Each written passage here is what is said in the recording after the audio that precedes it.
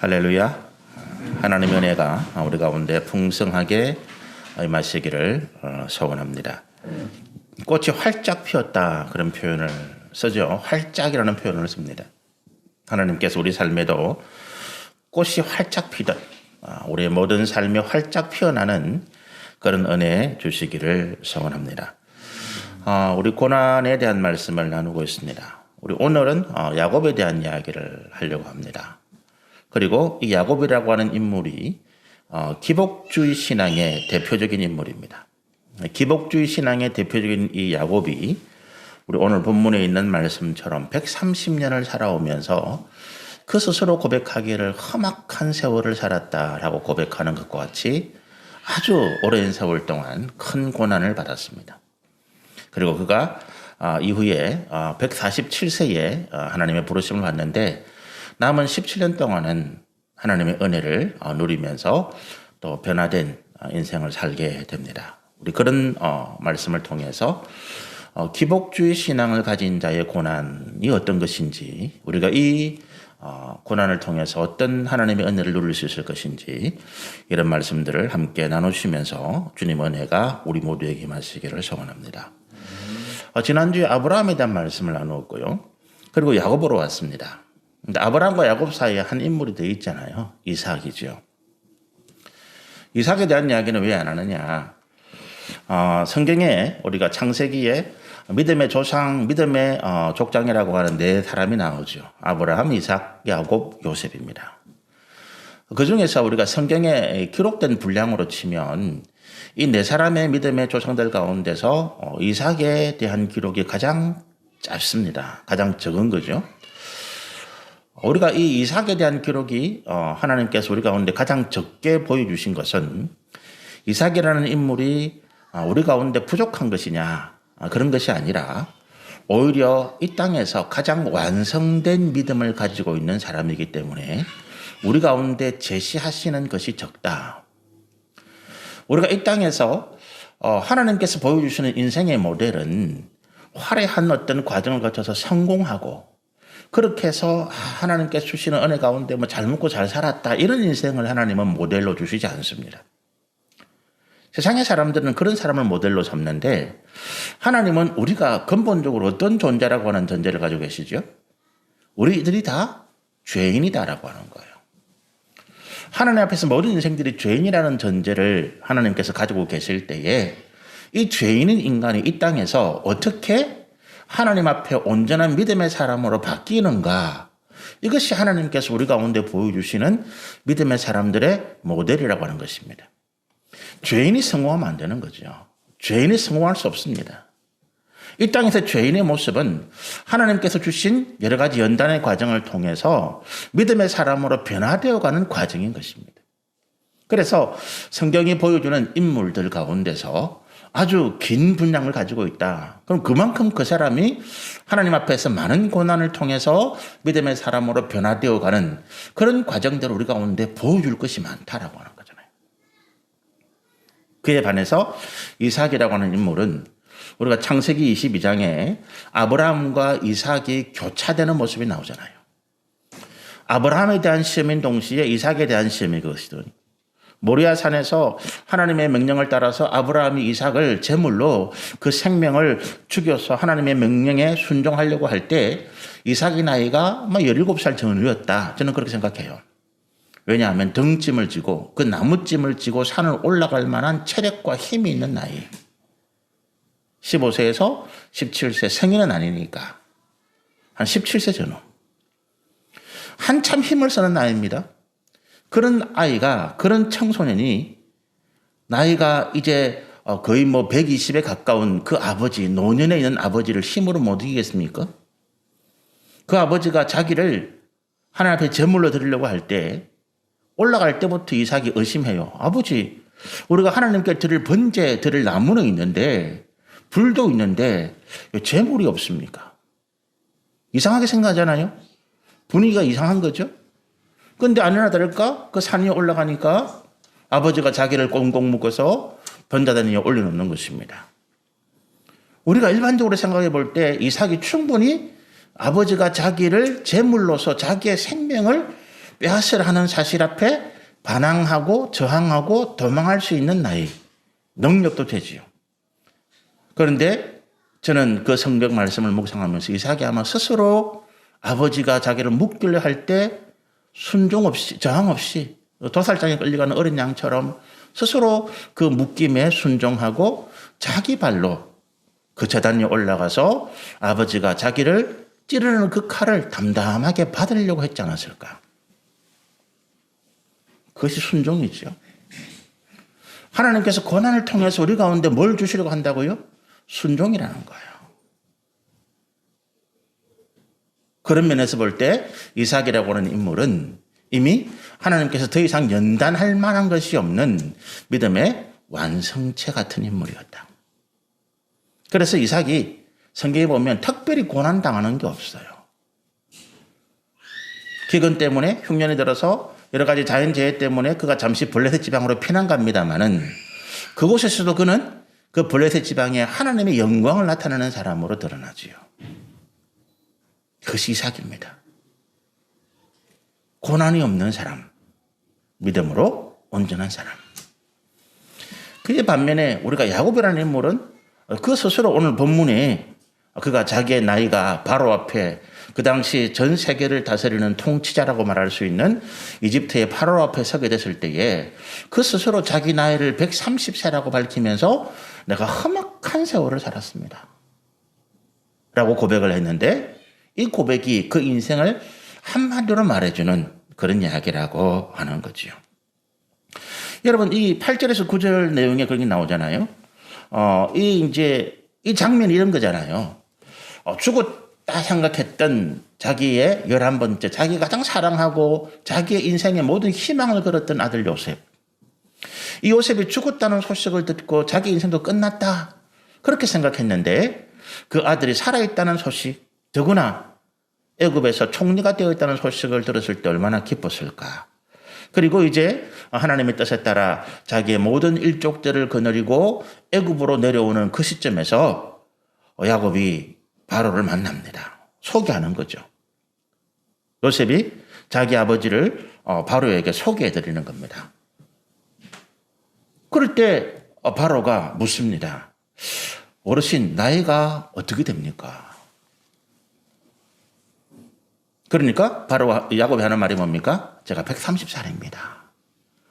그렇게 하면 되는데 내가 우리 조상보다 훨씬 연치가 어릴 뿐만 아니라 그 어린 얼마 안 살았지만 자기 조상들에 비해서 자기 조상들은 뭐 180살, 200살 이래 살았는데 자기는 그보다 훨씬 짧은 130년의 인생을 살았지만 그러나 어느 누구보다 더 험악한 세월을 내가 살았습니다. 이런 고백을 하고 있단 말이죠. 여러분, 우리가 나이라고 하는 것은 단순한 연수가 아니에요.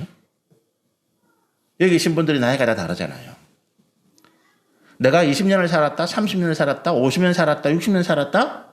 이거는 뭡니까? 단순히 내가 나이를 먹은 것이 아니라 내 삶에 있어서 역사가 이만큼 있다라고 하는 거잖아요. 나이는 그 사람에게 있어서 그 삶의 역사를 이야기하는 거예요. 어떤 삶을 살아왔는가? 내가 20년 동안 이 땅을 살아가면서 어떤 삶을 살아왔는가? 우리가 역사를 통해서, 과거를 통해서 교훈을 얻지 못하면 미래가 없다라고 말씀을 자꾸 드립니다. 성경이 역사입니다. 어떤 역사? 우리 믿음의 사람들, 이 땅에서 우리보다도 수천 년 앞서서 살아왔던 그 사람들, 믿음의 사람들의 삶의 역사가 거기 있는 거예요. 그들이 하나님 앞에서 어떤 정체성을 가지고 그들이 세상에서 어떤 믿음의 모습을 나타내고 주변의 사람들과 어떤 관계를 가지고 살아왔는가, 그 삶의 역사 속에서 우리가 하나님 주시는 교훈을 얻지 못하면 우리의 미래는 없는 거예요. 과거를 잃어버린, 역사를 잃어버린 민족은 미래가 없는 것입니다. 과거를 통해서, 우리 선진들의 삶을 통해서 우리가 교훈을 받고 그것을 우리의 앞으로 나가야 할 인생의 자양으로 삼는 그런 사람들이 이 땅에서 하나님의 은혜와 복을 받을 수 있다. 개인도 마찬가지잖아요. 내가 단순히 지난 내 60년 전의 삶, 60년 동안의 삶, 내 20년 동안, 내 30년 동안의 삶을 단순히 돌아보면서 참 내가 훌륭했네 희망이 없는 거지요.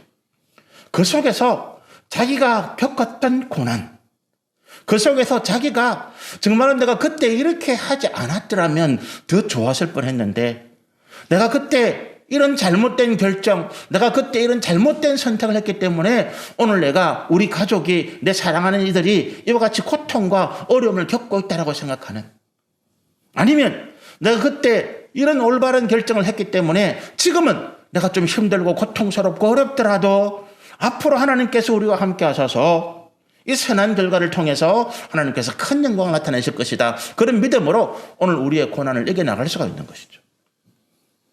그것이 나입니다. 단순히 내가 나이가 얼마다 이것이 아니라 내 삶이다. 바로 앞에서 야곱이 그 이야기하는 거예요. 나는 내 삶을 통해서 하나님을 이야기하고 싶습니다.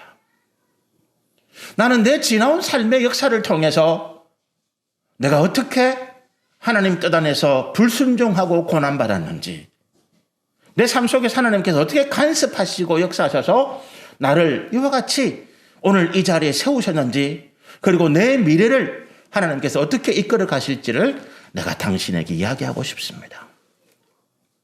그것이 내 나이가 130이다 라고 하는 것입니다. 그런데 오늘 본문에 재미있는 게 또 하나 있어요. 7절과 10절입니다. 요셉이 자기 아버지 야곱을 바로 앞에 딱 데려가는 그 순간에 누가 누구를 축복합니까? 야곱이 바로를 축복합니다. 그리고 짧은 대화, 나이가 어떻게 되십니까? 130입니다. 그리고 내 참 험악한 인생을 살았습니다. 짧은 대화를 마치고 나오는 그 자리에서 또 야곱이 바로를 축복합니다. 누구의 이름으로? 하나님의 이름으로.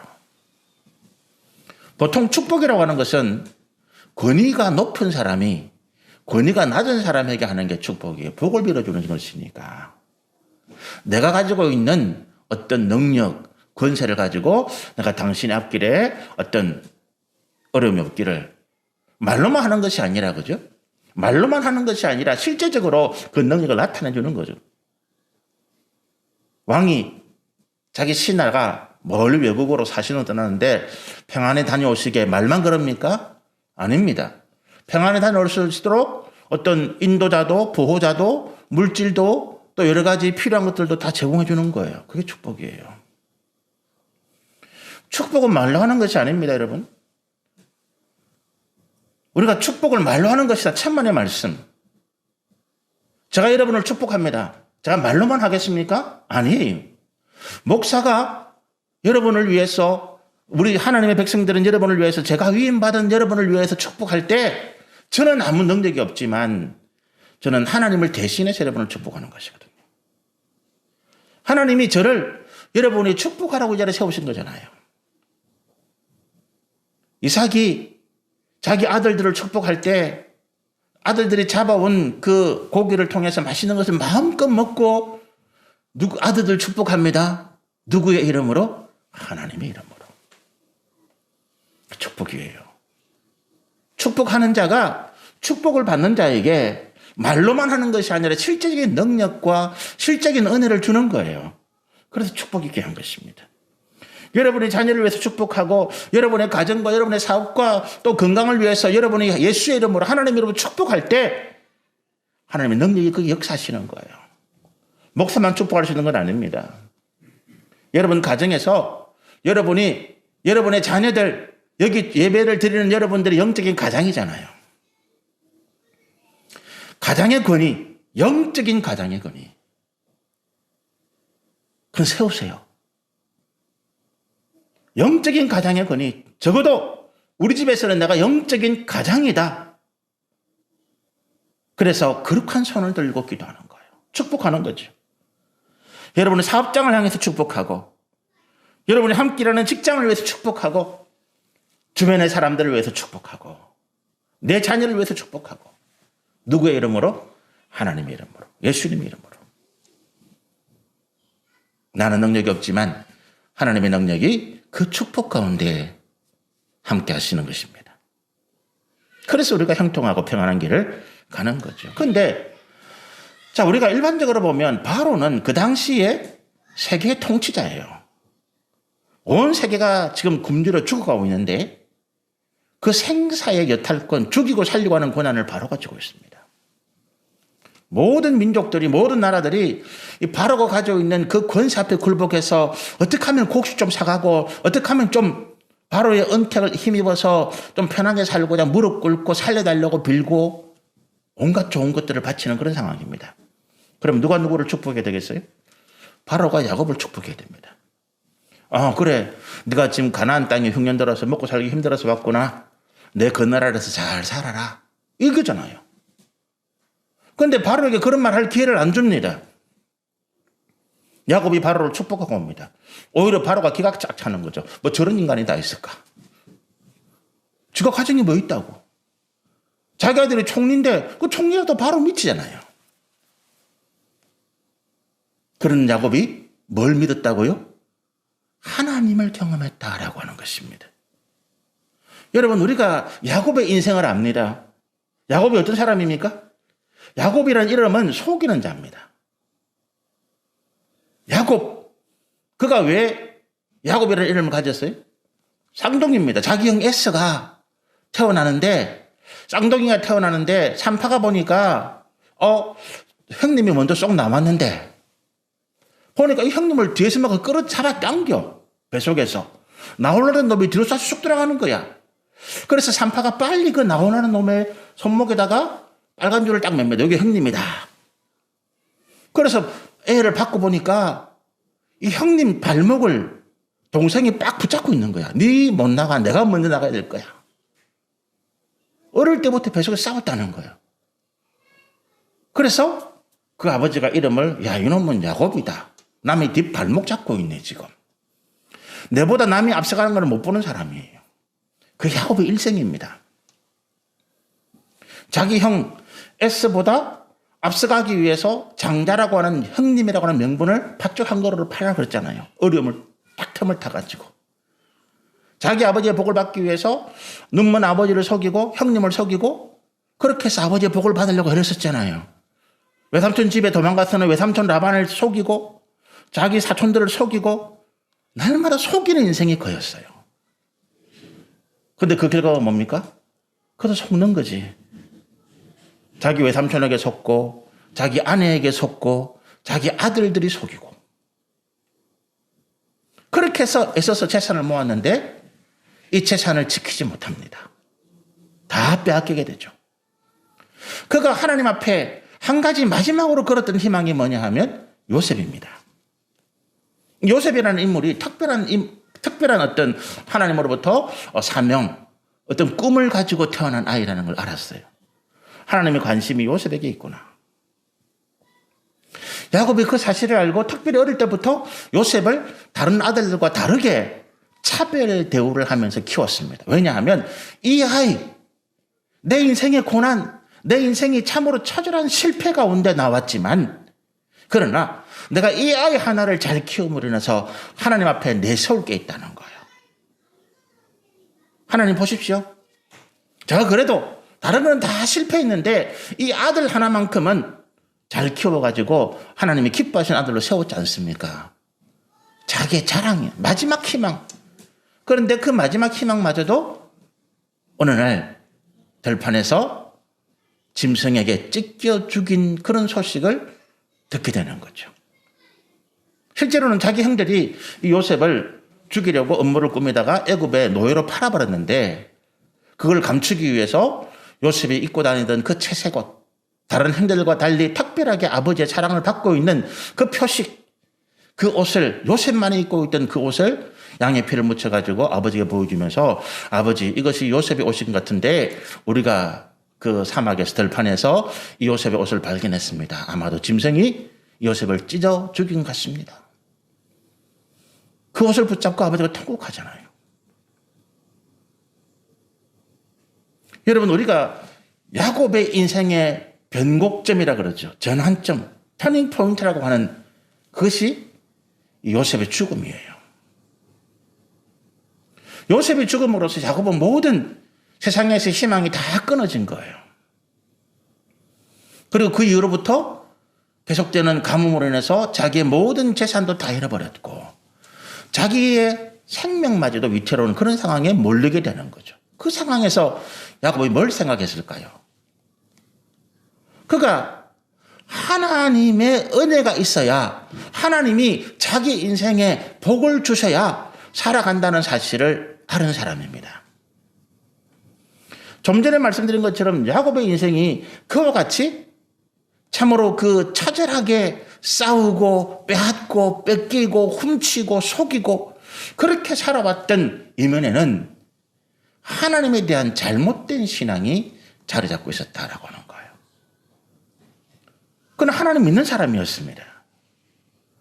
아버지 이삭을 속이고 아버지의 복을 받고자 한 것은 아버지 복이 아니에요. 아버지의 이름으로, 아버지가 하나님의 이름으로 아버지만이, 자기 아버지만이 줄 수 있는 그 하나님의 이름의 축복. 그걸 받고 싶었던 거예요. 이삭과 야곱과 에스가 자랄 때 그 아브라함의 나이를 보면 아마도 한 15, 17, 요 정도까지는 아브라함이 살아 있었어요. 그러니까 이 아브라함이 야곱과 에스라고 하는 눈에 넣어도 아프지 않은 두 손자를 양쪽 무릎에 앉혀놓고 자기가 경험했던, 자기가 믿어왔던 하나님이 어떻게 역사하셨고 하나님이 자기를 어떻게 인도하셔서 이와 같이 오늘 이 가나안 땅에 큰 부를 이루게 하셨는지, 큰 은혜를 받게 하셨는지 가르쳤던 거예요. 하나님 가르친 거죠. 아버지 이삭도 마찬가지 아니겠습니까? 그 아버지 이삭도 자기 아들들에게 하나님에 대해서 이야기하면서 너희가 하나님을 잘 믿으면 하나님께서 너에게 복을 주시고 너희 인생을 성공케 하신다. 가르친 거예요. 자연스럽게 야곱이 하나님을 믿게 된 것입니다. 그리고 내가 하나님의 은혜가 있어야, 하나님이 내게 복을 주셔야 내가 살아가겠구나. 이 땅에서 성공하겠구나. 확실하게 깨달은 거예요. 그런데 야곱이 한 가지 착각한 것이 있었습니다. 뭡니까? 이 복은 특별한 사람에게만 오는구나.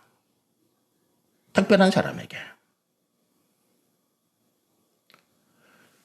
이삭에게 형이 있습니다. 배다른 형님입니다. 그죠? 이스마엘. 이스마엘은 똑같은 아브라함의 자녀인데도 불구하고 하나님의 복과 은혜에서 떨어져 나간 사람입니다. 이유는 뭡니까? 장자의 명분이에요.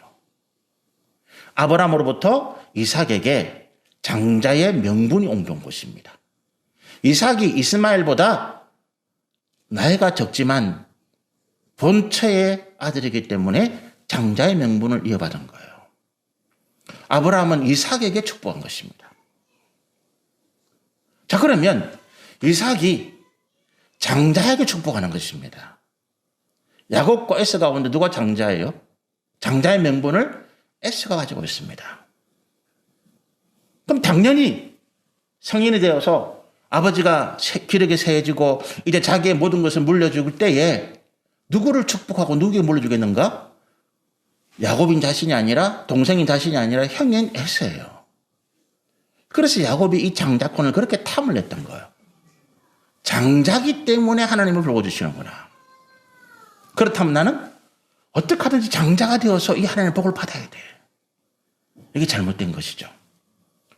여러분, 이스마엘과 이삭이라고 하는 인물, 에스와 야곱이라고 하는 인물에 있어서 결과적으로 이스마엘, 야곱의 첫 번째 아들인 이스마엘이 아니라 본초 조상이지만 나이가 어린 둘째 아들인 이삭이 하나님의 복을 받습니다. 장자의 명분을 있죠.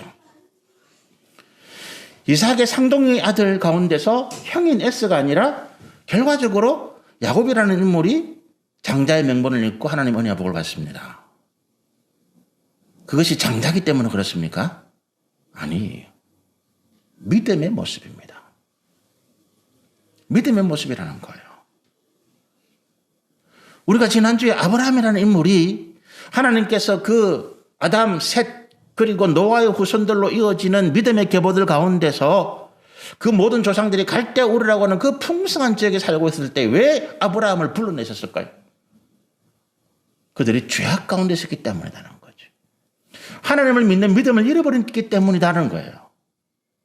그래서 그 가운데 다시 불러내서 믿음을 새롭게 하신 인물이 아브라함입니다. 새롭게 하신 이 믿음이 이삭에게 물려가는 거예요. 좀 전에 예배 처음에 말씀드렸잖아요. 이삭이라는 인물은 믿음으로 완성된 인물이다. 우리가 볼 때에, 하나님 보실 때에. 그가 창세기 22장에 모리아산에 그가 하나님 앞에 제물로 드려질 때에 그가 그 죽음 앞에서 순종함으로 자기의 믿음을 드러낸 사람이라는 거예요. 이스마엘은 다른 사람입니다. 철저하게 자기의 욕망과 욕심을 따라가 사는 사람이에요. 에서 마찬가지입니다. 야곱의 형이지만 장자지만 그는 철저하게 자기의 정욕과 탐욕을 따라 살아간 사람이에요. 그는 하나님의 약속 따위는 안중에도 없습니다. 나중에 뒤에 우리 창세기 성경을 읽어보면 야곱의 과정을 쭉 읽어보면 야곱이 가나안 땅에 돌아왔을 때에 에서가 그때까지 자기 아버지 이삭을 모시고 있다가 아버지가 돌아가신 다음에 이삭의 모든 재산을 물려받은 사람은 에서입니다.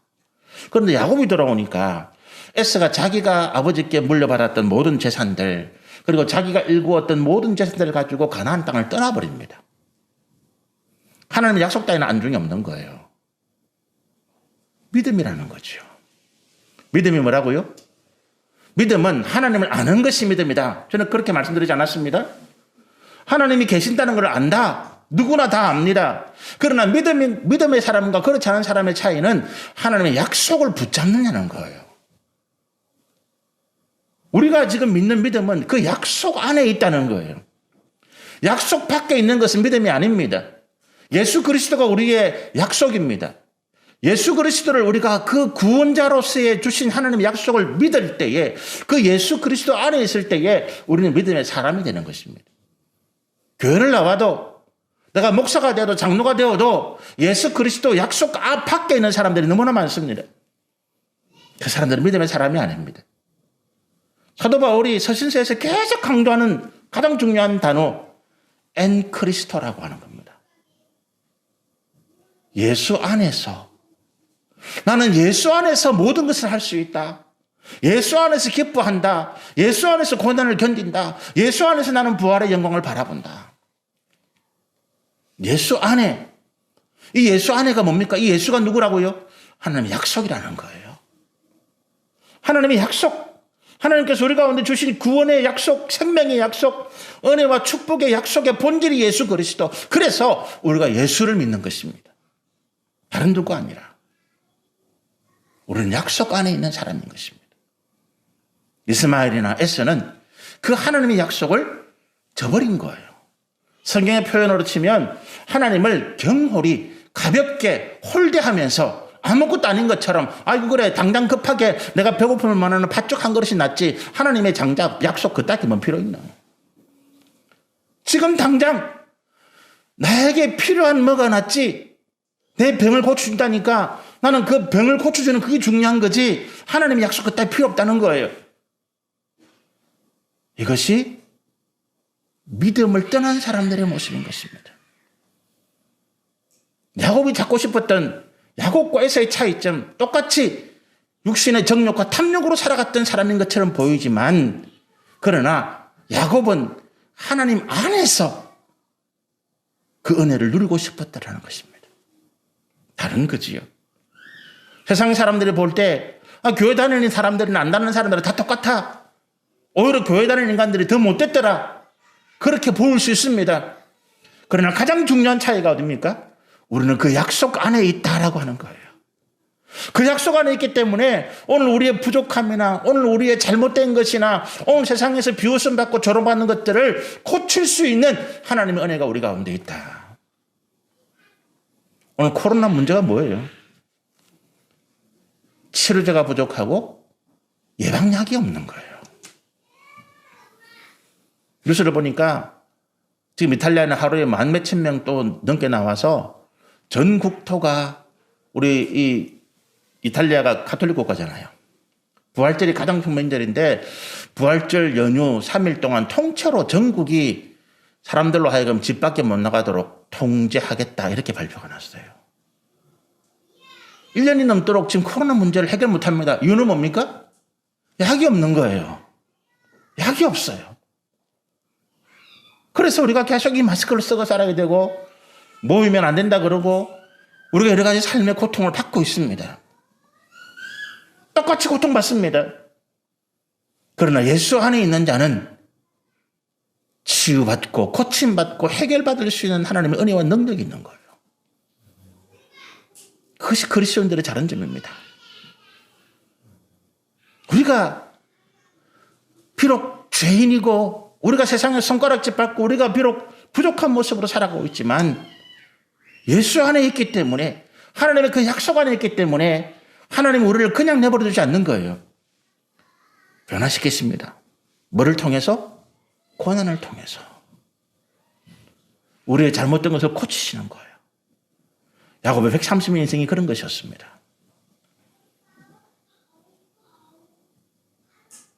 잘못된 기복신앙.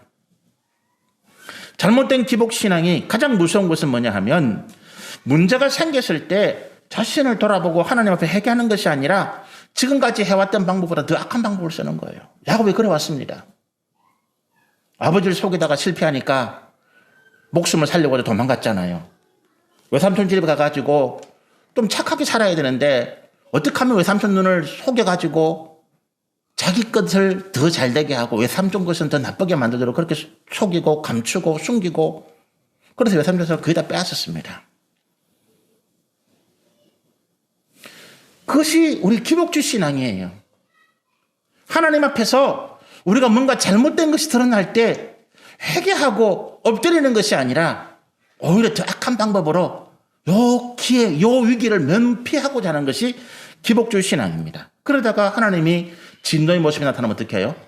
하나님을 달래려고 합니다. 더 많은 재물, 내가 11조 더 많이 하고 내가 헌금 더 많이 하고 내가 봉사 더 많이 하고 내가 기도 더 많이 하고 그렇게 해서 하나님의 마음을 달래려고 합니다. 기복주 신앙이.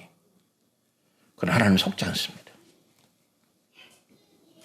우리가 하나님 앞에 엎드려서 온전히 회개할 때까지. 야곱의 인생에서 가장 어려운 때가 야복강 사건 아니에요, 그죠? 자기가 더 이상 외삼촌 라반의 집에 살 수가 없습니다. 외삼촌이 그를 죽이려 하고 자기의 사촌들이 그를 죽이려 합니다. 자기가 그동안 속이고 빼앗은 모든 것들이 들통났어요. 그래서 자기 아내, 자기 자식들, 자기의 모은 재산을 가지고 야반도주 해오잖아요. 거의 하나님 은혜로 가나안 땅을 들어가려고 준비하는데 앞에서 청천벽력 같은 소식이 들어옵니다. 자기 형 에서가 400명의 군사를 끌고 지금 자기를 죽이려고 온다는 거예요.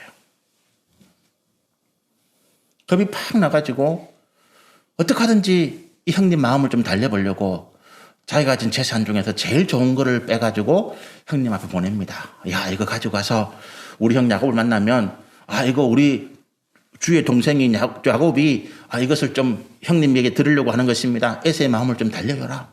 그것도 불안해가지고 자기 재산을 둘로 나눕니다. 한쪽이 공격받으면 한쪽에도 건져야지. 그것도 불안해가지고 자기 아이들, 자기 아내를 맨 마지막으로 강을 건너면 자기는 못 건너가요. 자기 자식들, 자기 부인들을 앞세우면서 자기는 못 건너갑니다.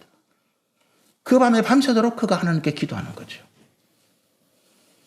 에서의 마음을, 동생을 죽이려고 자기를 속이고 자기를 기만했던 그 동생을 죽이려고 달려오던 그 형 에서의 마음을 바꾸신 분이 누구십니까? 야곱이 보낸 재물이 아니에요. 야곱이 보낸 그 자기의 사랑하는 가족들, 이 아이들을 봐서 나를 한번 용서해 주세요. 그게 아니에요. 밤새도록 하나님께 엎드려서 하나님 한 번만 살려주세요. 야곱이 하나님 한 번만 살려주세요. 밤새도록 하나님 앞에 엎드려서 부르짖고 간구했던 그 눈물을 하나님 불쌍히 보신 거잖아요. 우리가 하나님 앞에 눈물로 기도할 때 하나님 우리 눈물을 보신다. 그 말이에요. 그런데 근본적인 변화가 없으면 그 눈물도 다 말라버리죠. 항상 우리가 눈물이 통하는 거 아닙니다, 여러분. 근본적인 변화. 그 근본적인 변화의 모습이 오늘 이 자리예요. 야곱이 요셉이 살아있다는 것을 알게 됩니다. 깜짝 놀랐잖아요. 죽은 줄 알았던 요셉. 근데 그 요셉이 살아있을 뿐만 아니라 그가 애굽의 종으로 노예로 팔려가서 그 힘들고 어려운 수십 년, 13년 이상의 세월을 고통 가운데 지내다가 그가 어느 날 애굽의 총리가 된 거예요. 그리고 다 굶어 죽기 일보 직전에 자기의 가족들, 형제들을 구원하기 위해 사람을 보낸 것입니다. 야곱이 어떻게 생각하겠어요?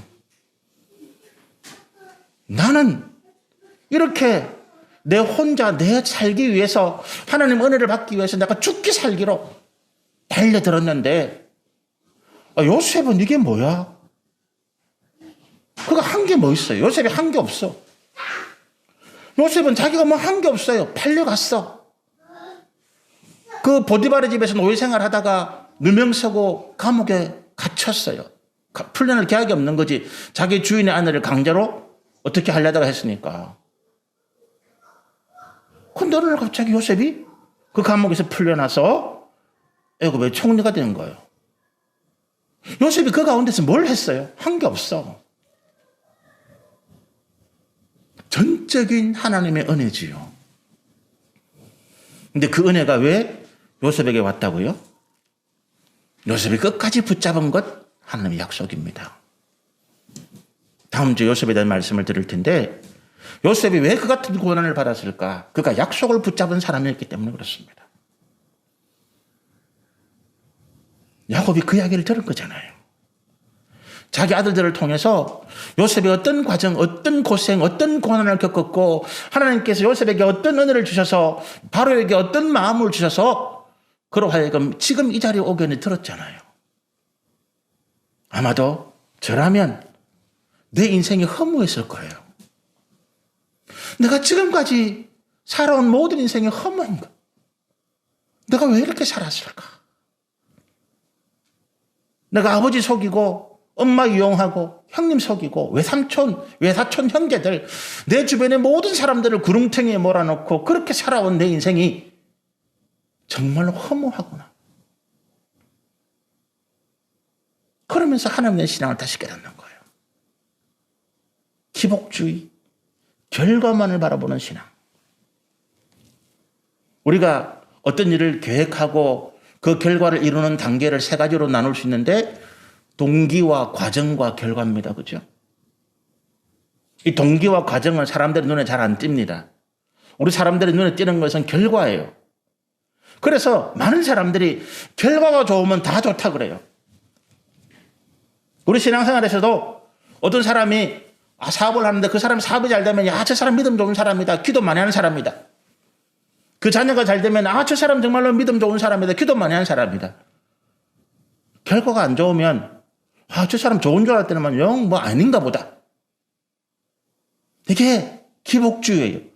결과에 바탕을 둔 것. 그러나 하나님은 우리 동기가 선하고 우리가 하나님 앞에 선한 동기를 가지고 있고 그 선한 동기 가운데서 믿음으로 순종하며 정직하고 성실하게 살아갈 때에 결과는 반드시 잘 되게 되어 있다라는 거예요. 우리 옛날 얘기나 우리 뭐 이런 거 애들 동화 있는 데 보면 처음에 어떤 마음씨 착한 사람들이 세상에 악한 일을 만나서 고통하고 이렇게 힘들게 살다가 나중에는 뭐 어떤 도움을 받아서 잘 됐을 때 그거로 끝이지. 결과는 뭡니까? 그냥 잘 먹고 잘 살았다, 야. 우리 가운데 뭘 보여주려고 하는 거래요? 동기와 과정이 중요하다는 거지.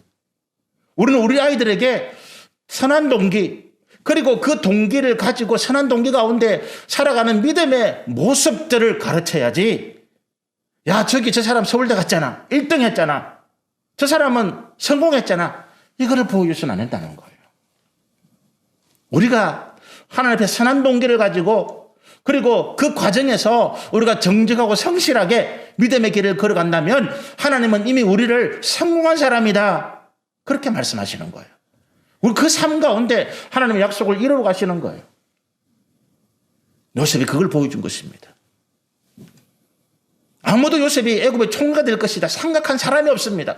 요셉 자신도 그렇게 생각하지 않았어요.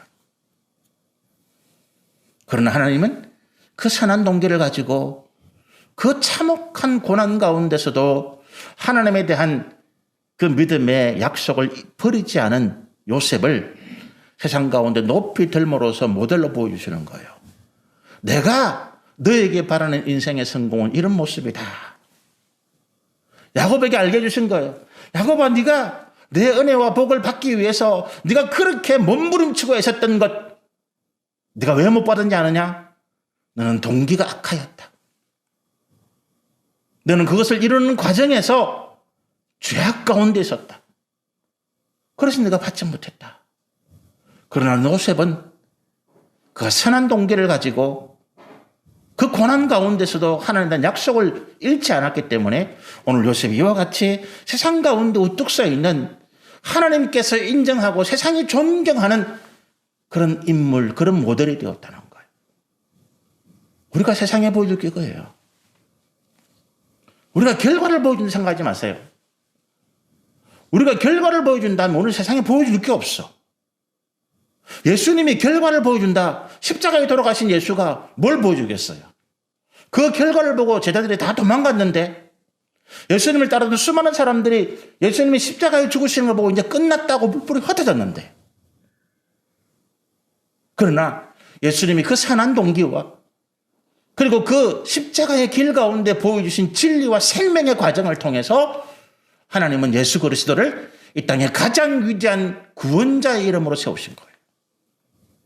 하나님은 그걸 우리 가운데 보여주기를 원하십니다. 세상 가운데 보여주기를 원합니다. 교회가, 그리스도인들이 세상 가운데 보여줄 것이 그거다는 거예요. 봐라, 내가 지금 뭐 40평, 50평짜리 아파트에 살고, 내가 지금 재산이 얼마 있고, 내가 투자한 거마다 뭐 어떻게 오르고, 그게 중요한 게 아니다. 나는 하나님 앞에 선한 동기를 가졌다. 하나님이 나를 이 땅 가운데 믿음으로 살 수 있도록 그 약속 가운데 나를 이루셔서 하나님께서 나라와 민족과 교회 가운데 나를 쓰고자 하시는, 나를 헌신하고자 하는 그 선한 동기, 그리고 그것을 이루어가는 과정 가운데서 내가 정직하고 성실하고 진실되게 하나님의 약속을 굳게 붙잡고 믿음으로 살아왔던 그 모습들, 그러므로 하나님께서 마침내 이 땅을 구원하고자 하시는 하나님의 거룩한 존재로 들어서시는 이것들을, 이 과정들을 내가 보여주는 거예요. 여러분 자녀들에게 그 과정들을 보여주세요. 나는 하나님 앞에 이런 기도 제목이 있었고, 나는 하나님 앞에 이런 마음으로 기도하고 믿음으로 나아왔고, 너희들이 알다시피 나는 이와 같이 살아가고 있다. 하나님의 선하신 능력이 저와 여러분에게 그와 같이 나타나기를 소원하고요. 우리가 세상 가운데 그와 같은 모습으로 비추어지기를 소원하고 축복합니다. 기도하겠습니다.